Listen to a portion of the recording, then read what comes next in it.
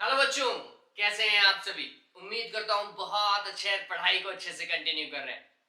आज की video class में हम सीबीएसई बोर्ड का जो मॉडल पेपर आया ना बच्चों, उसको डिस्कस करने वाले हैं। ये मॉडल पेपर बहुत बढ़िया आया है। मतलब मैं ये मानता हूं कि सीबीएसई वाकई में जब पेपर बनाती है ना, बहुत बढ़िया टास्क करती है। पेपर के क्वेश्चन बहुत बढ़िया होते हैं, नॉलेज पर्पज से, माइंड अप्लाइंग पर्पज से, रीजनिंग पर्पज से बहुत बढ़िया पेपर होता है। ठीक है, तो मॉडल पेपर भी बहुत बढ़िया आया है, उसके क्वेश्चन आज अपन डिस्कस करेंगे। इससे पहले जिस पैटर्न के ऊपर वो मॉडल पेपर है उसको डिस्कस करते हैं। देखिए, यहाँ पर आपके पास में पेपर में 5 सेक्शन होंगे और ये सभी को पता होगा, ये सिंपल सा, ये हमेशा से यही रामायण चली है, पिछले 2-3 सालों से तो यही रामायण चल रही है। सेक्शन ए, इसके अंदर ऑब्जेक्टिव क्वेश्चंस को डाला गया है और ऑब्जेक्टिव क्वेश्चंस को किस तरीके से डाला गया है, 12+4 किया गया, मतलब 16 आपके पास में ऑब्जेक्टिव क्वेश्चन है, उनमें से 12 तो एमसीक्यू है, प्रॉपर एमसीक्यू आएंगे और 4 जो होंगे वो आपके एआर होंगे, मतलब असर्शन और रीजन वाले क्वेश्चंस होंगे। तो ये बहुत सिंपल सा टास्क है, आप आसानी से कर सकते हैं, कहीं कोई इशू नहीं है। हाँ, बच्चों को काम करने में थोड़ा बहुत इशू आता है, ऑब्जेक्टिव क्वेश्चन वाकई में थोड़ा दिमाग लगाने वाली बात होती है, लेकिन अगर आपको थोड़ा बहुत फॉर्मूला पता है ना, तो ऑब्जेक्टिव क्वेश्चन आसानी से निकल जाता है। ठीक है, तो ये सारा फॉर्मूला वाला पार्ट है यार। हाँ, वीडियो की आवाज थोड़ी सी कम आ सकती है, मैं माइक का यूज नहीं कर रहा हूँ, रीजन ये है कि माइक मैं भूल गया हूँ, लाना पड़ेगा मेरे को, तो प्लीज ईयरफोन का यूज कर लीजिएगा। ठीक है, सेक्शन बी के अंदर आपके पास में 5 क्वेश्चन होंगे, 2 मार्क्स के होंगे, सिंपल पैटर्न है ये। सेक्शन सी सबसे ज्यादा मैक्सिमम मार्क्स का ही है, ये देखा जाए तो इसके अंदर आपके पास में 7 क्वेश्चन है और 3 मार्क्स के हैं, मतलब 21 मार्क्स का ये सेक्शन अपने आप में है। तो अगर ये भी अपना तैयार हो गया तो मतलब है पास तो अपन इस सेक्शन सी से ही हो जाएंगे। वैसे पास वाली बात नहीं है, यहाँ पे 95 आसानी से बनते हैं। सीबीएसई के पेपर में पेपर टफ आता है लेकिन मार्किंग इजी होती है, ये मेरे को, मैं ये दावे से कह सकता हूँ क्योंकि लास्ट टाइम मैं एएच ही था, तो मेरे को पता है कि पेपर किस तरीके से चेक होता है। पेपर वाकई में टफ आता है लेकिन मार्किंग सिंपल होती है, कोई भी टीचर आपके नंबर क्रॉस करने की कोशिश नहीं करेगा। ठीक है, चलिए सेक्शन डी, इसके अंदर आपके पास में 2 पैसेज आएंगे। पैसेज आपका डेफिनेटली सीबीएसई का ही कोई बुक का पैराग्राफ ही होगा, ऐसा नहीं है कि कोई अनसीन पैसेज आ रहा है, नहीं अनसीन नहीं है, आपकी बुक का ये पैराग्राफ होगा, उस पैराग्राफ से क्वेश्चन पुट अप होने वाला है, ऑब्जेक्टिव क्वेश्चन है। मॉडल पेपर की मानूं तो यहाँ पर उसके अंदर 4 क्वेश्चन आएंगे, मतलब 2 क्वेश्चन है और फर्स्ट क्वेश्चन के अंदर भी 4 क्वेश्चन है और सेकंड क्वेश्चन में भी 4 क्वेश्चन है। मॉडल पेपर के अंदर वो क्वेश्चंस ऑब्जेक्टिव है। और अगर आप लास्ट ईयर का पेपर देखेंगे जो कि जस्ट हुआ ही है, इस पेपर के अंदर आप ये चीज देखेंगे कि वो एमसीक्यू नहीं आए थे, है ना, उसके अंदर आपको बकायदा फिनोमिना का नाम लिखना पड़ा था। ठीक है, वो एबीसीडी ऑप्शन नहीं था, एमसीक्यू वाला पार्ट नहीं था, उसमें बकायदा आपको आंसर लेना पड़ा था, 1 और 2 लाइन का ही आंसर था, वो ज्यादा इससे ज्यादा का आंसर नहीं था, लेकिन एमसीक्यू नहीं था वो। लेकिन इस बार मॉडल पेपर में वो एमसीक्यू के हिसाब से दिया गया है। फिर सेक्शन ई, ये सीबीएसई हमेशा पास कराने के लिए देती है, इसमें आपके पास में 3 क्वेश्चन होंगे और 5 मार्क के होंगे, ये पास कराने के लिए ये सेक्शन बनाया जाता है कि अगर कोई बच्चा थोड़ा बहुत भी पढ़ करके आया है ना तो सेक्शन सी आसानी से कर सके। ठीक है, चलिए वन बाय वन डिस्कस करते हैं। सेक्शन ए और सेक्शन बी को पहले बहुत अच्छे तरीके से डिस्कस करते हैं क्योंकि इसके अंदर ऑब्जेक्टिव क्वेश्चन वाला पार्ट इंक्लूड है जो ट्रिकी हो सकता है। ठीक है, चलिए काम करना चालू करते हैं। ऑलराइट, चलिए तो देखिए, आपको स्क्रीन के ऊपर क्वेश्चन दिखाई देगा, सेक्शन ए के आप क्वेश्चन आपको दिखाई देंगे, देखिएगा।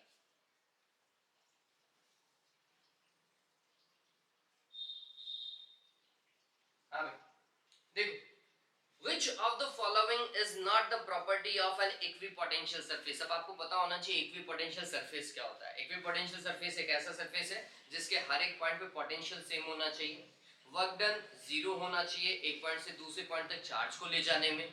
दूसरा, इक्विपोटेंशियल सरफेस एक दूसरे को इंटरसेक्ट नहीं करते हैं, ये प्रॉपर्टीज है। पॉइंट चार्ज के कारण इक्विपोटेंशियल स्फेरिकल होता है, यूनिफॉर्म इलेक्ट्रिक फील्ड के कारण ये प्लेन्स होते हैं, है ना, ऐसा अपन को पता है, ये चीज हमें पता होनी चाहिए। देखिए, तो बोल रहे कि कौन सी प्रॉपर्टी नहीं है वो चूज करनी है, इसका मतलब 3 प्रॉपर्टी बिल्कुल सही है, एक रॉन्ग दे रखी है, आपको वही देखना है। तो अगर मैं इसको तरीके से पढ़ता हूं, they can be imaginary space, last वाला बता रहा हूं, लास्ट वाला डी देखिएगा, they can be imaginary space, बिल्कुल पॉइंट चार्ज के कारण इमेजिनरी स्पेस होते हैं। सी देखिएगा, for a uniform electric field they are concentric spheres, ये गलत है। अभी थोड़ी देर पहले मैंने बोला यूनिफॉर्म इलेक्ट्रिक फील्ड के कारण कैसा होता है भाई, ये कुछ ऐसा होता है बच्चों, ये यूनिफॉर्म इलेक्ट्रिक फील्ड है ना, ये यूनिफॉर्म इलेक्ट्रिक फील्ड।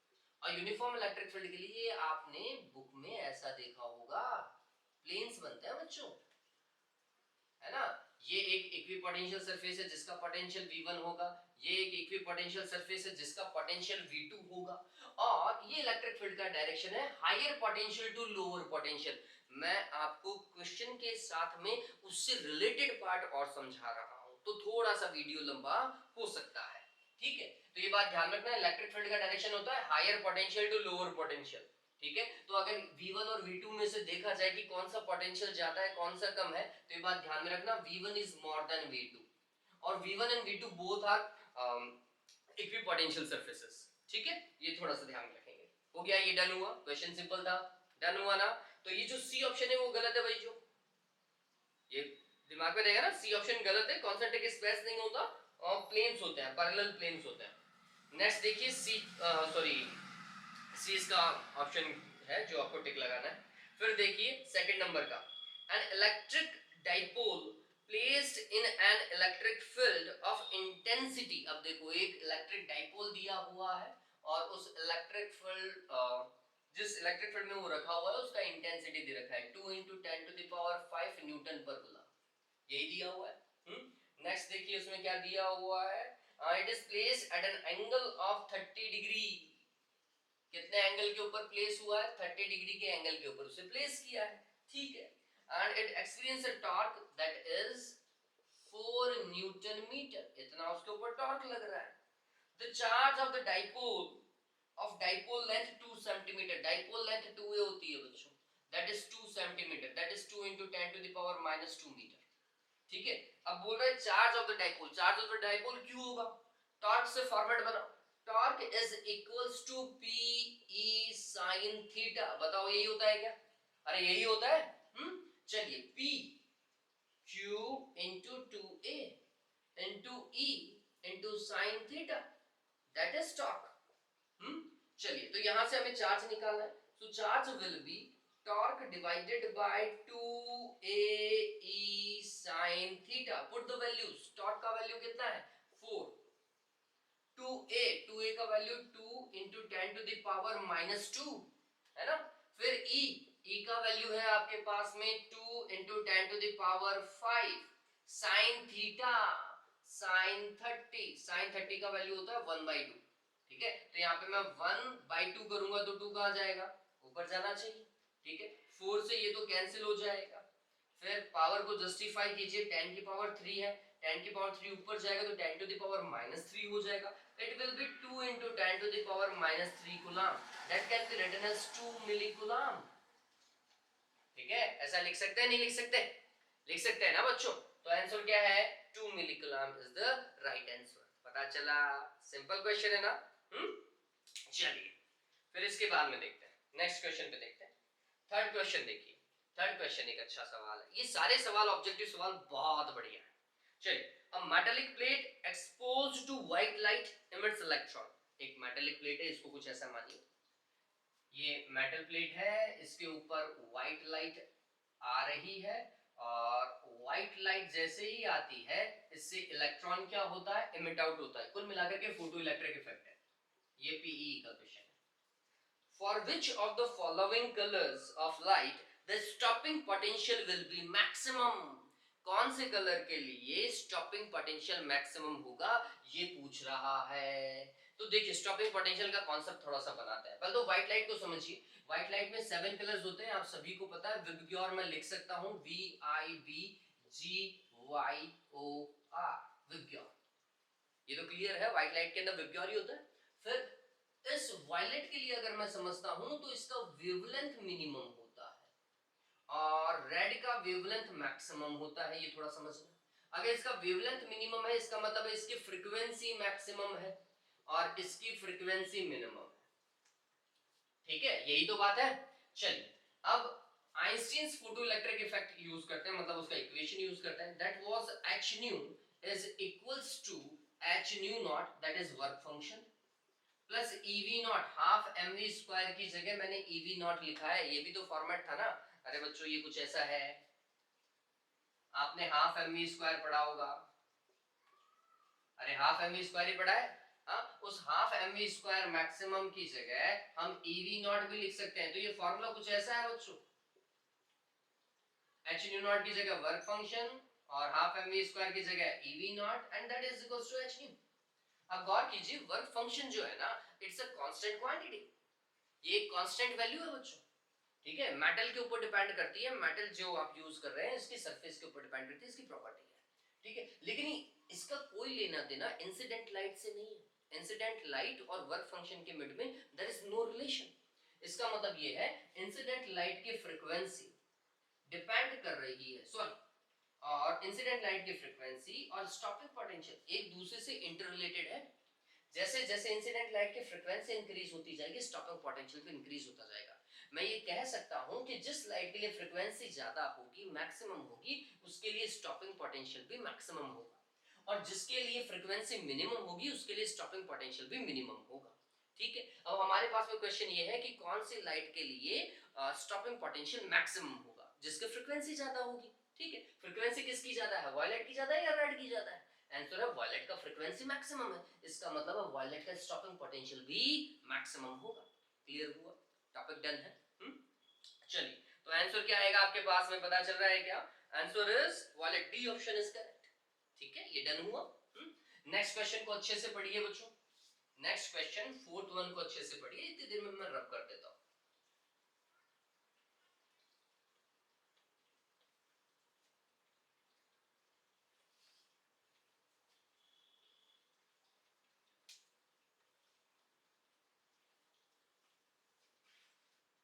ऑलराइट, ठीक है, चलो देखो, when alpha particle are sent through a thin gold foil, most of them go straight through a foil, through the foil, ठीक है। बिकॉज अब ये थोड़ा समझिएगा, अगर हम गोल्ड फॉइल की बात करते हैं जिसके ऊपर अल्फा पार्टिकल इंसिडेंट हो रहे हैं, जिसके ऊपर अल्फा पार्टिकल्स क्या हो रहा है, इंसिडेंट हो रहे हैं, तो आप ये देखते हैं कि alpha particle, most of the alpha particle ना go straight, most of the alpha particle. इसका मतलब क्या हुआ, इसका मतलब ये है कि एटम का मोस्ट ऑफ द पार्ट जो है या मोस्ट ऑफ द स्पेस जो है वो एम्प्टी है। ये बात ध्यान रखिएगा, ये सीधा सीधा स्टेटमेंट लिखा हुआ है रदरफोर्ड मॉडल के अंदर। ये रदरफोर्ड मॉडल ही तो था, और कौन सा मॉडल है, रदरफोर्ड मॉडल ही है ना। तो रदरफोर्ड मॉडल में ये लिखा हुआ है, this shows that the most of the space of atom is empty, ठीक है। तो यही करेक्ट ऑप्शन होना चाहिए। देखो लिखा हुआ भी होगा इसमें, alpha particles are positively charge, ये तो हमें पता है, लेकिन इसका रिजल्ट नहीं है। The mass of alpha particle is more than the mass of an electron, ये बिल्कुल सही है, लेकिन इसका मतलब क्वेश्चन से रिलेटेड स्टेटमेंट नहीं है। Most of the part of an atom is empty space, ये बिल्कुल सही है, यही अपन बोल रहे हैं, ठीक है। तो C is the correct one.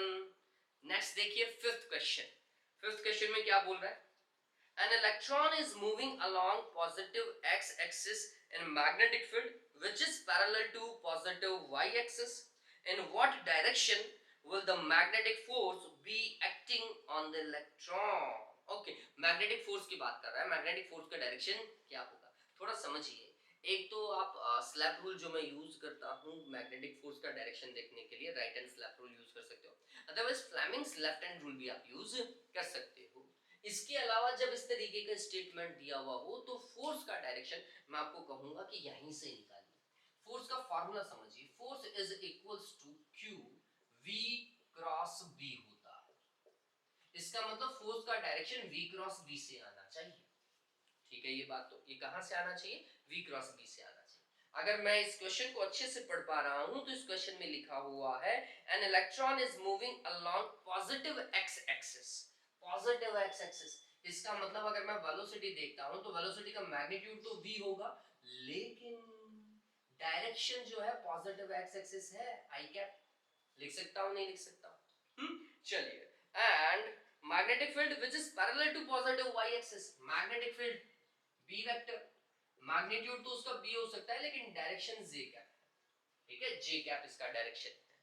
तो फिर फोर्स का डायरेक्शन क्या होगा, तुमने बोला फोर्स का direction is v cross b, चलिए फोर्स क्या हो जाएगा, हमने लिखा q v i cap cross B J cap, ऐसा ही होगा। ये हो जाएगा क्यू वी बी, मैग्नीट्यूड बाहर आ गया, ठीक है।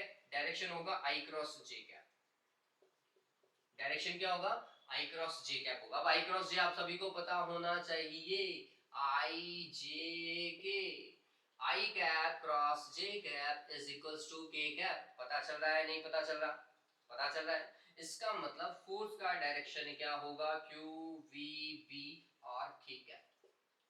लेकिन ये थोड़ा समझना, क्या समझना है यहाँ पर, ये डायरेक्शन पॉजिटिव चार्ज के लिए है, यहाँ पे ये चार्ज जो है वो पॉजिटिव चार्ज है, तब जाकर के आप के कैप लिखेंगे।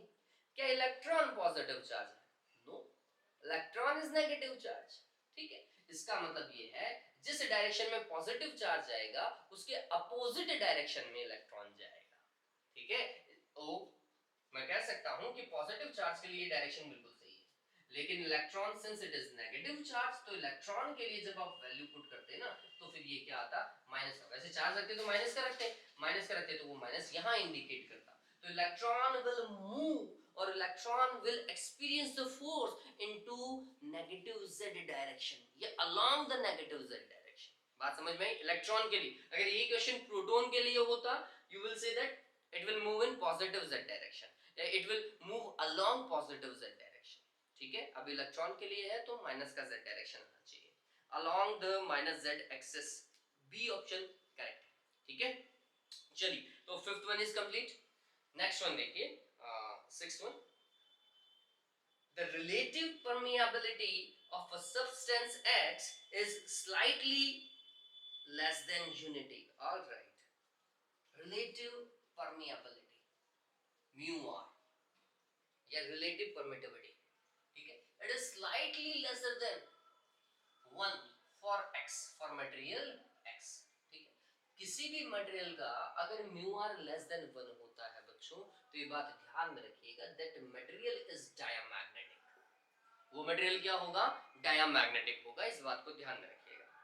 and that of the substance y is slightly more than unity, substance y के लिए यही म्यू r जो है it is slightly more than unity, that means it is para, ये क्या है, पैरा है। और अगर ये बोलता है it is much more than 1, then it will be ferro, ferromagnetic, ठीक है।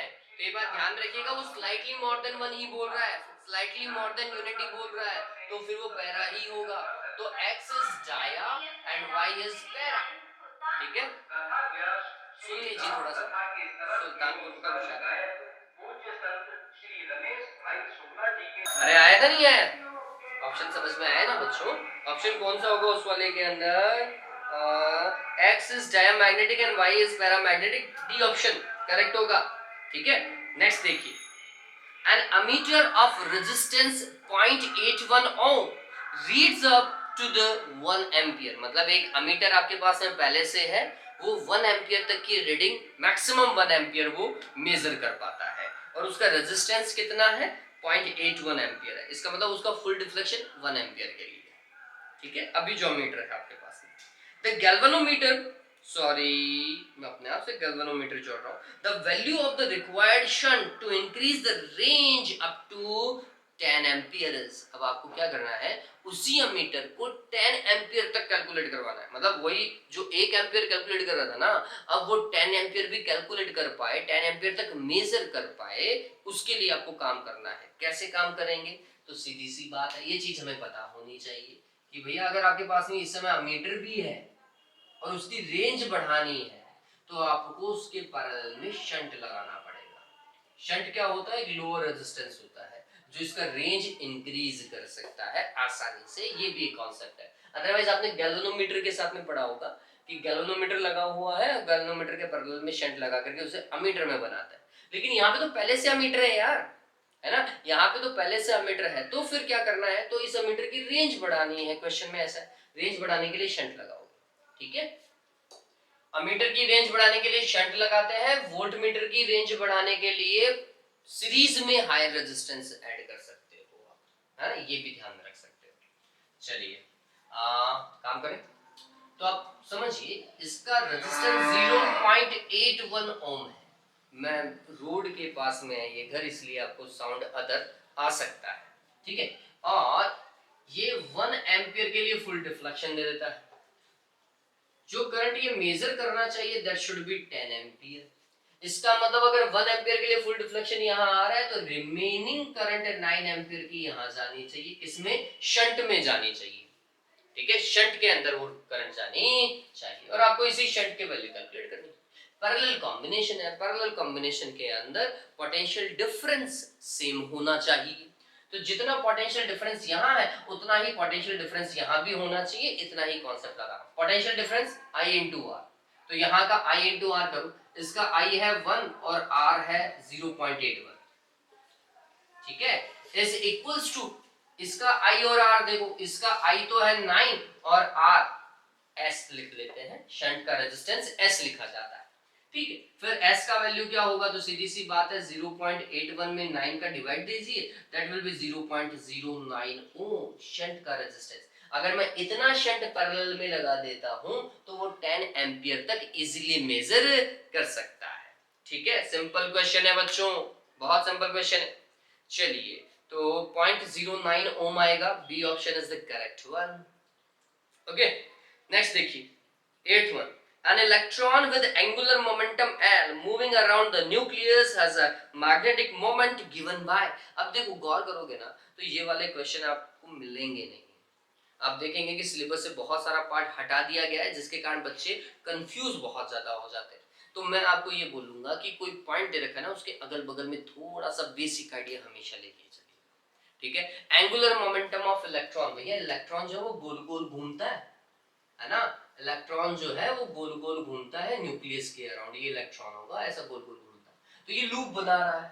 लूप का मैग्नेटिक मोमेंट क्या होता है, फॉर्मूला इज NIA, ठीक है। लूप का मैग्नेटिक मोमेंट यही तो होता है। चलिए, आपको यही कैलकुलेट करना है in terms of L, angular momentum की टर्म्स में। मैग्नेटिक मोमेंट कैलकुलेट करना है in terms of angular moment, ठीक है। कैसे कैलकुलेट करेंगे, n नंबर ऑफ टर्न, एक इलेक्ट्रॉन एक ही लूप में घूमता है इसलिए हमने लिखा 1। I कैलकुलेट कीजिए, I क्या होता है, करंट, हाँ, current is Q divided by T। Electron घूम रहा था तो इलेक्ट्रॉन का तो E लिख देता हूं, divided by T, T is time, time कितना होगा, तो हमने बोला distance divided by velocity. Time ही तो होगा, डिस्टेंस, एक पूरा राउंड लेने में डिस्टेंस कितना, 2 पाई r, कितनी वेलोसिटी से, v वेलोसिटी मान लेते हैं, डिवाइडेड बाय v, तो ये v कहां जाएगा, v अपवर्ड ले जाएगा, ठीक है, इनटू a लूप का area pi r square. Done हुआ क्या, तो मेरे हिसाब से पाई से पाई कैंसिल होगा, एक आर से एक आर कैंसिल होगा, मैं ये फॉर्मूला डायरेक्ट भी लिख सकता था, that is EVR divided by 2, famous formula है बच्चों, बहुत फेमस फॉर्मूला है EVR डिवाइडेड बाय 2, ठीक है। चलिए, दैट इज मैग्नेटिक मोमेंट, लेकिन ये अभी भी L की टर्म्स में नहीं है। What is L, angular momentum, MVR, आपने पढ़ा होगा MVR sin थीटा होता है, लेकिन मैं MVR मैक्सिमम नहीं लिख रहा हूं, है ना, मैक्सिमम वैल्यू लिख रहा हूं, तो MVR होगा। चलिए, तो ये क्या होगा, capital M is equals to EVR divide by 2 था ना, इसको अगर मैं m by m से मल्टीप्लाई करूं तो इक्वेशन पे ज्यादा इंपैक्ट नहीं पड़ने वाला, ठीक है। अब क्या होगा वो समझिए, इसको थोड़ा सा तरीके से लिखते हैं, E into MVR divided by 2m, MVR बच्चों L एंगुलर मोमेंटम होता है, EL divided by 2m, that is the magnitude of magnetic moment, ठीक है, फॉर इलेक्ट्रॉन। ये मैग्नीट्यूड है, अगर मैं इसे डायरेक्शन में देखता तो माइनस भी आता, ये बात ध्यान रखिएगा, लेकिन अभी अपन मैग्नीट्यूड की बात कर रहे हैं, तो मैग्नीट्यूड में EL divided by 2m, where E is charge of electron, L is angular momentum of electron, small m is mass of electron, ठीक है, और ये मैग्नेटिक मोमेंट है, capital M is magnetic moment, ठीक है। डन हुआ रे, तो ऑप्शन होना चाहिए EL divided by 2m, that is A। Okay, next one आइए 9। एक बार के लिए रीड आउट कीजिए, क्वेश्चन को रीड कीजिए, ये क्वेश्चन आपको पता चलेगा, बहुत सिंपल क्वेश्चन है। ये एसी वाला जो चैप्टर है ना बच्चों, एसी वाले चैप्टर का लास्ट वाला पार्ट ट्रांसफार्मर, उससे रिलेटेड क्वेश्चन है, और अगर आपने उसका लास्ट पैराग्राफ अच्छे से पढ़ा है चैप्टर का तो आपको ये वाला पैटर्न और भी ज्यादा क्लियर हो जाएगा। एनसीईआरटी बुक उठाइएगा, लास्ट पैराग्राफ भी पढ़ लीजिएगा, तो आपको पता चलेगा एसी वाले चैप्टर के अंदर ये चीज बहुत क्लियरली इंडिकेट की गई है। ठीक है, क्या है भैया वो देखिए। देखो क्या बोल रहा है, a large scale transmission of electrical energy over long distances is done with the use of transformers. The voltage output of the generator is stepped up because. चलिए मैं आपको सिंपल सा समझाता हूं। आप सभी को पता है कि ये जो लाइंस आपके घरों के बाहर दिखाई दे रही है, आपके मोहल्ले में एक ट्रांसफार्मर भी होगा। जिस बिल्डिंग में आप रह रहे हैं उस बिल्डिंग का एक मेन पावर सप्लाई होगा जहां पे ट्रांसफार्मर लगा होगा। वो ट्रांसफार्मर आपकी सिटी के पावर स्टेशन से कनेक्टेड होगा, फिर पावर स्टेशन किसी मेन पावर स्टेशन से कनेक्टेड होगा। जैसे अगर मैं राजस्थान की बात करूं तो Kota is the main power station. ठीक है, तो वहां से सप्लाई आती है, नॉर्मली हर जगह आती है। ठीक है, तो ऐसा हर जगह होता है। तो आप ये गौर कीजिएगा, ये सीक्वेंस कुछ ऐसा है। आपका घर है ना, ये आपका होम, इस होम में जो सप्लाई आ रही है वो एक छोटे से ट्रांसफार्मर के कारण आ रही है, that is step down transformer है। ठीक है, और ये ट्रांसफार्मर कनेक्टेड है आपके सिटी के पावर स्टेशन, सिटी के पावर स्टेशन से जो लाइन आ रही है ये हाई टेंशन लाइन है, ये एचटी लाइन है, हाई टेंशन लाइन है। ठीक है, तो ये इसकी बात कर रहा है, एक सिटी के पावर स्टेशन से दूसरी सिटी के पावर स्टेशन तक जो लाइन जाती है ये हाई टेंशन लाइन होती है। इसमें वोल्टेज चलता है 33 किलो वोल्ट या फिर 11 किलो वोल्ट अगर डिस्टेंस कम है तो। ठीक है, आपके घर के अंदर जो आ रहा है दैट इज 220 वोल्ट। ठीक है, यहां पे जो चल रहा होगा दैट इज 1100 वोल्ट, कुछ इस तरीके का। मैं इस लाइन की बात कर रहा हूं, यही क्वेश्चन इस लाइन की बात कर रहा है। इस क्वेश्चन में ये बोल रहा है कि बच्चों यहां पर ये जो लाइन है ना हाई टेंशन वाली, ये हाई वोल्टेज पे क्यों होती है? Step up transformer high voltage देता है। ठीक है, तो हाई वोल्टेज क्यों होगा? तो ये थोड़ा सा समझिएगा, ट्रांसफार्मर के थ्योरी के अंदर ही ये इंडिकेशन है। ये बहुत अच्छा सा इंडिकेशन दे रखा है थ्योरी के अंदर। क्या बोल रहा है थ्योरी के अंदर कि अगर हम स्टेप अप ट्रांसफार्मर यूज करते हैं तो वोल्टेज इंक्रीज होता है लेकिन करंट डिक्रीज हो जाता है। ठीक है, वोल्टेज इंक्रीज होगा लेकिन करंट डिक्रीज हो जाएगा। इसका मतलब ये है, जब मैं पावर पढ़ता हूं that is I square R, तो ये जो पावर लॉस है करंट के डिक्रीज हो जाने के कारण ट्रांसमिशन लाइन में पावर लॉस भी मिनिमम हो जाते हैं। ठीक है, ये ध्यान में रखिएगा। वोल्टेज इंक्रीज होने के कारण करंट डिक्रीज होता है ट्रांसफार्मर के अंदर, स्टेप अप में यही होता है, आउटपुट ऐसा ही होता है, वोल्टेज ज्यादा होता है करंट कम होता है। ठीक है, करंट डिक्रीज होने के कारण power loss across the transmission line, वो भी क्या हो जाते हैं, रिड्यूस डाउन हो जाते हैं। ठीक है, तो ये ध्यान में रखिएगा, करंट डिक्रीज होता है, पावर लॉसेस भी कम होते हैं।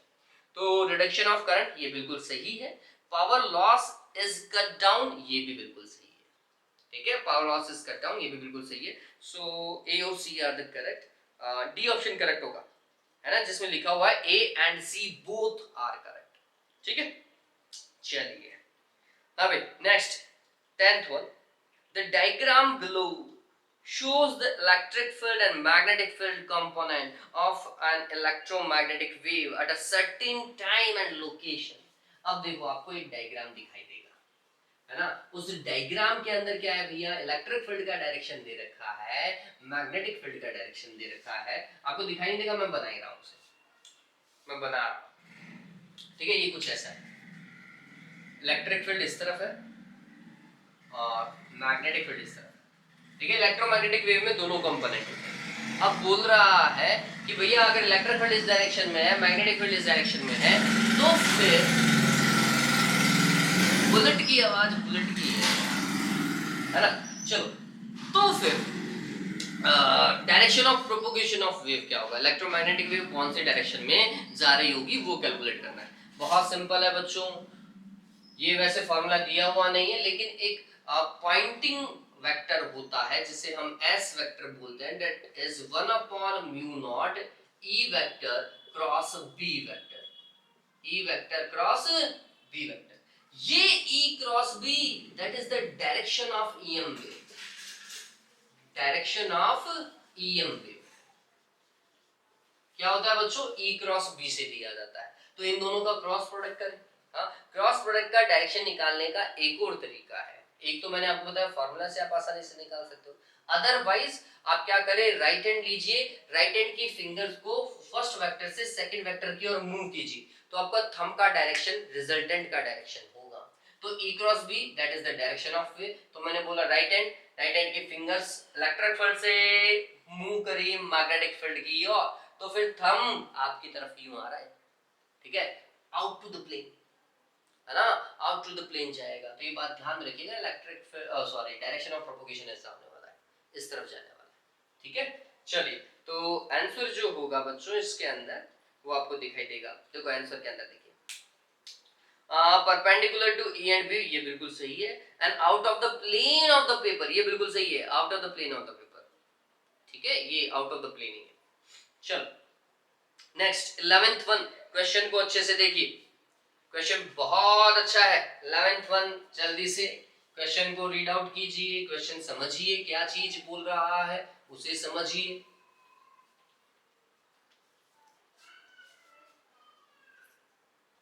क्या बोल रहा है, in a coil of resistance 100 ohm, alright, right down कर लीजिए, एक कॉइल है जिसका रेजिस्टेंस जो है दैट इज 100 ओम, ठीक है।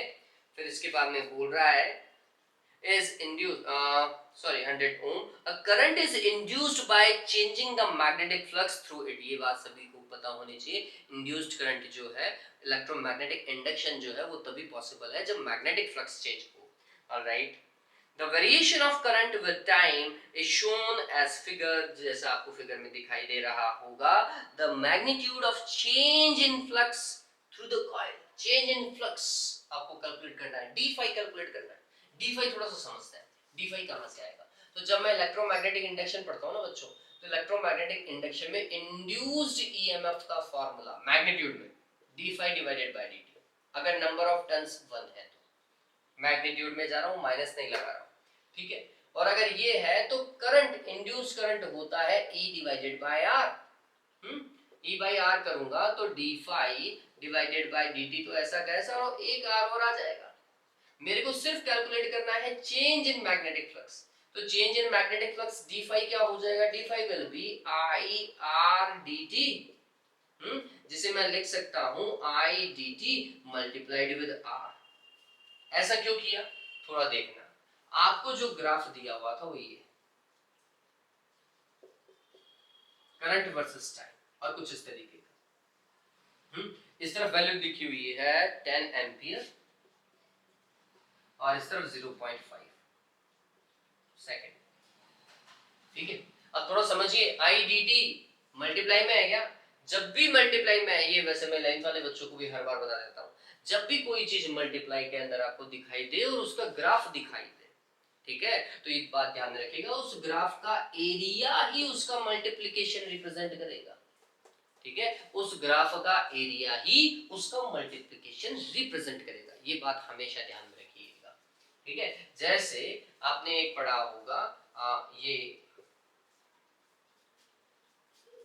रेक्टेंगल होता है, रेक्टेंगल का जो एरिया होता है that is L cross B, आप गौर कीजिएगा, L और B ये तो चीज है, इन दोनों को मल्टीप्लाई करोगे तो ही आपके पास में एरिया आएगा, यही तो पैटर्न था।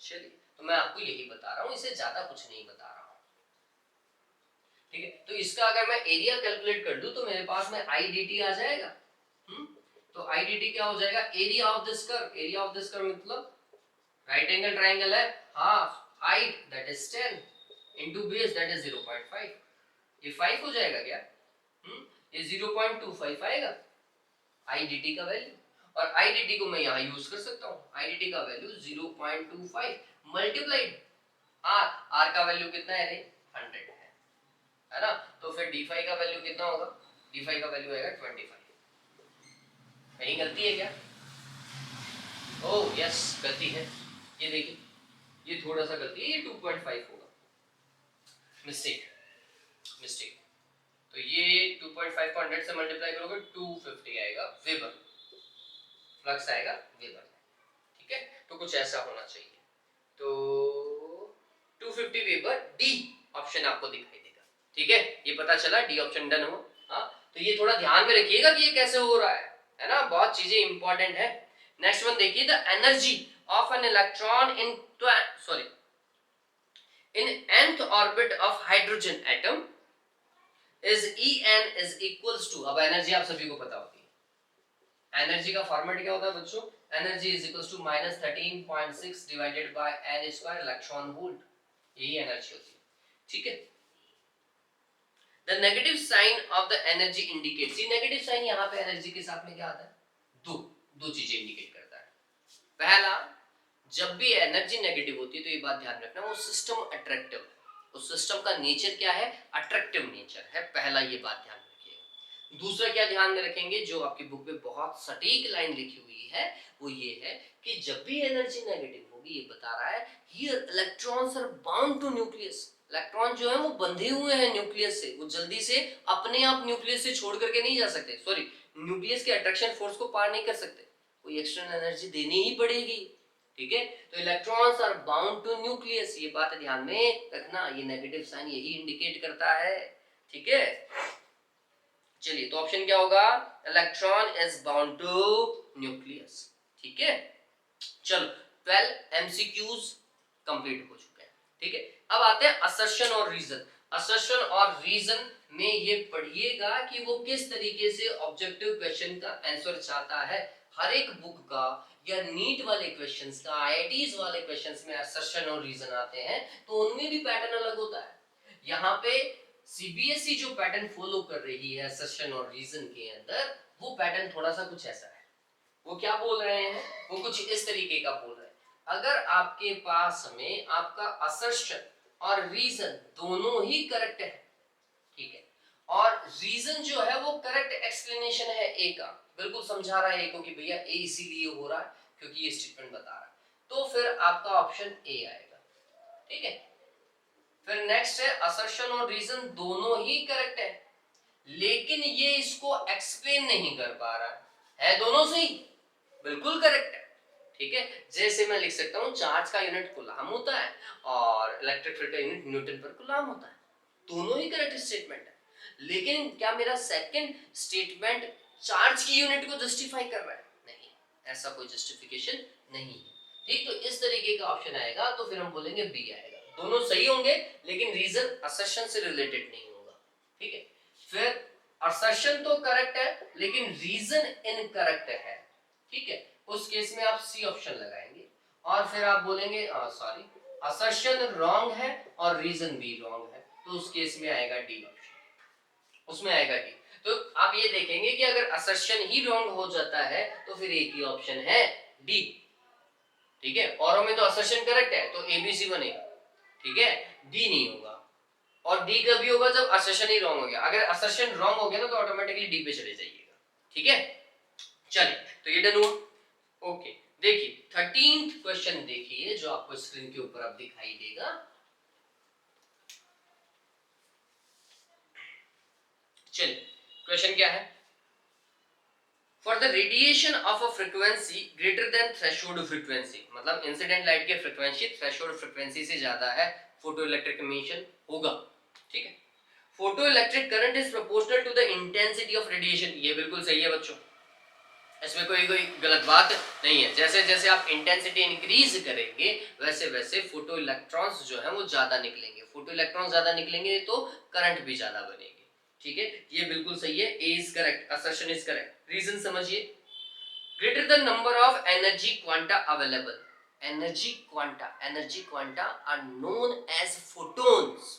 ठीक है, एनर्जी क्वांटा क्या होता है, फोटोन्स होते हैं, तो इस लाइन को ऐसा पढ़ूंगा, greater the number of photons available, photons का इंक्रीज करो number, greater is the number of electrons absorbing the energy of quanta, ये भी बात सही है, जितने ज्यादा फोटोन सरफेस के ऊपर आएंगे उतने ही सरफेस के इलेक्ट्रॉन एनर्जी को एब्सॉर्ब करेंगे और उतने ही इलेक्ट्रॉन बाहर निकलेंगे। बात समझ में आई क्या, तो ये बिल्कुल सही है, intensity is related to number of photons बच्चों, ये बात ध्यान में रखिएगा। तो इसका मतलब ये है कि रीजन जो है वो असर्शन को जस्टिफाई कर रहा है, रीजन सही भी है। ठीक है, तो ये थोड़ा समझिएगा, बिल्कुल सही है ये बात, greater the number of energy quanta इसका मतलब ये greater the number of photons available, greater is the number of electrons absorbing the energy quanta and greater is the number of electrons coming out from the matter. ठीक है, ये बिल्कुल सही है और यही रीजन है, यही एग्जैक्ट रीजन है, तो ए ऑप्शन सही होगा. ठीक है, ए और आर दोनों सही हैं और रीजन जो है वो करेक्ट एक्सप्लेनेशन है ए का, इसलिए ऑप्शन ए आएगा. ठीक है, नेक्स्ट देखिए, putting P type semiconductor 14th one, putting P type semiconductor slab directly in physical contact with N type semiconductor slab can not form the PN junction. ये बात बिल्कुल सही है बच्चों, पीएन जंक्शन आप नहीं बना सकते, ऐसे नहीं बना सकते. पीएन जंक्शन मतलब ये ऐसा बोल रहा है कि ये पी टाइप सेमीकंडक्टर को ऐसा रख दो एन टाइप के कांटेक्ट में, तो क्या ये पीएन जंक्शन होगा? नहीं भैया, ऐसा नहीं होता, ये प्रोसेस नहीं है, ऐसे नहीं बनाया जा सकता. Assertion is correct. The roughness at the contact will be much more than the interatomic crystal spacing and continuous flow of charges carriers is not possible. ये बहुत सही है यार, बहुत सही एक्सप्लेनेशन है.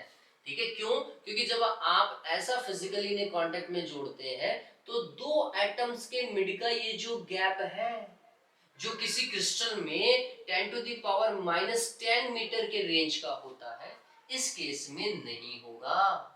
क्रिस्टल में वो गैप होना चाहिए 10 टू द पावर -10 और उससे कम. ठीक है, इसके आसपास का होता है. किसी भी क्रिस्टल के अंदर ये गैप इतना होता है, इंटर एटॉमिक स्पेस इतना होता है. जब आप ऐसा फिजिकली कांटेक्ट में लेकर के आओगे ना, तो ये स्पेस इससे ज्यादा होगा, 10 टू द पावर -10 मीटर से ज्यादा होगा. ठीक है, तो ये करेक्ट एक्सप्लेनेशन भी है, रीजन बिल्कुल सही है भैया. ए और R both are correct and reason is the correct explanation of assertion. That is why A is correct option. तो ए और ए 13 और 14 का दोनों का ए है. ठीक है, नेक्स्ट पे आइए 15 के ऊपर. 15 में क्या बोल रहा है?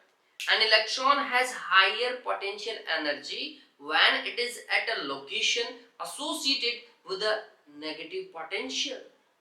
Okay, negative value of potential. हाँ, ये बिल्कुल सही है बच्चों. देखो इस चीज को समझिए, पोटेंशियल एनर्जी का एक फॉर्मेट आप क्यूवी से भी देखने की कोशिश कीजिएगा कि भैया इलेक्ट्रॉन की एनर्जी को मैं एक बार देखता हूँ क्यूवी से. तो इलेक्ट्रॉन का खुद का चार्ज नेगेटिव, और जब ये नेगेटिव पोटेंशियल पे होगा तभी जाकर के ये वाली वैल्यू पॉजिटिव आएगी, नहीं आएगी? हाँ, तो जब कोई इलेक्ट्रॉन नेगेटिव पोटेंशियल पे होता है तभी वो हायर एनर्जी को कंज्यूम देखता है. ठीक है, और अगर कोई इलेक्ट्रॉन जो है पॉजिटिव पोटेंशियल के ऊपर होगा तो फिर हम बोलेंगे इलेक्ट्रॉन का चार्ज नेगेटिव, पोटेंशियल पॉजिटिव, तो ये वाली वैल्यू माइनस का ईवी आएगी ना. अरे ऐसा ही होगा. ठीक, तो ये लाइन बिल्कुल सही है. क्या है भाई? Electron at higher potential energy when it is at negative potential. वो जब नेगेटिव पोटेंशियल के वाले पार्ट पे होता है ना, तब जाकर के वो हायर पोटेंशियल एनर्जी को इंडिकेट करता है. तो यहाँ पोटेंशियल एनर्जी ज्यादा है जब वो नेगेटिव पोटेंशियल पे था, और यहाँ पोटेंशियल एनर्जी उसकी कम होती है. ये बिल्कुल सही है बच्चों, असर्शन इज करेक्ट. नेक्स्ट देखिए रीजन क्या बोल रहा है. Electrons move from a region of higher potential to lower potential. नहीं बच्चों, इलेक्ट्रॉन हमेशा negative potential to negative to positive जाता है. ठीक है, प्रोटॉन्स या फिर positive charge positive to negative जाएगा और electrons negative to positive move करते हैं, मतलब lower potential to higher potential move करते हैं. ठीक है, तो ये उल्टा बोल गया, ये गलत है. रीजन इनकरेक्ट है, असर्शन करेक्ट है. सी ऑप्शन आएगा, 15 का सी आएगा. ठीक है, नेक्स्ट 16(1) देखिए, propagation of light through an optical fibre is due to internal reflection taking place at the core cladding interface. बिल्कुल सही है भैया. किसी भी ऑप्टिकल फाइबर के अंदर जो प्रोपोगेशन होता है वो सिर्फ इसी कारण ही होता है. किस कारण? Internal reflection, total internal reflection के कारण होता है, TIR होता है. ठीक है, ऑप्टिकल फाइबर्स में. ऑप्टिकल फाइबर का यूज क्यों करते हैं बच्चों? ऑप्टिकल फाइबर का यूज किया जाता है ताकि आप इंफॉर्मेशन को लॉन्ग डिस्टेंस तक ऑलमोस्ट नेग्लिजिबल एनर्जी लॉस के साथ में भेज सके. ठीक है, और बहुत जल्दी भेज सके. चलिए फिर देखिए, रीजन समझिए. Refractive index of the material of cladding of the optical fibre is greater than the core that of the core. नहीं बच्चों, कोर का रिफ्रैक्टिव इंडेक्स ज्यादा होता है, क्लैडिंग का रिफ्रैक्टिव इंडेक्स गलत होता है. ये यहाँ पे लाइन थोड़ा सा उल्टा लिखी है, गलत है. ये रीजन इसका गलत है. तो ऑप्शन सी आएगा क्योंकि असर्शन करेक्ट है, रीजन इसका रॉन्ग। ठीक है, चलिए उम्मीद करता हूं ये ऑब्जेक्टिव वाला पार्ट आपका अच्छे से क्लियर हो गया होगा। अगर आपको वीडियो समझ में आया और आपको लगता है कि नेक्स्ट पार्ट भी हमें डिस्कस करना चाहिए, प्लीज कमेंट बॉक्स में जरूर लिख दीजिएगा। ठीक है, आज के लिए इतना ही। Have a good day, take care.